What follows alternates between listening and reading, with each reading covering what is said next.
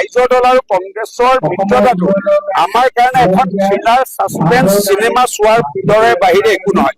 বেগানী চাদিমে আব্দুল্লাহ দিবানা, মই গতিকে বেগানী চাদিত আব্দুল্লাহ দিবানা কি হ'ব? আমাৰ ভাৰতীয় জনতা পাৰ্টিৰ যদি স্থিতি শক্তিশালী, য'ত আমি বিধায়ক খেলিম, তাত ৰাইজৰ দলে হওক কংগ্ৰেছৰ অস্তিত্ব নাই।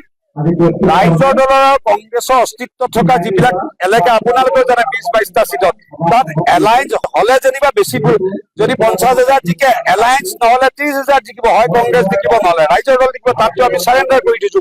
গতিকে এইটো ৰাইজৰ দল আৰু কংগ্ৰেছৰ মিত্ৰতাটো আমাৰ কাৰণে এখন থ্ৰিলাৰ সাসপেন্স চিনেমা চোৱাৰ দৰে বাহিৰে একো নহয়। আমি তাৰ পৰা এণ্টাৰটেইনে হ'ব পাৰো, ৰিয়েলিটিত তাৰ কোনো এফেক্ট নাই।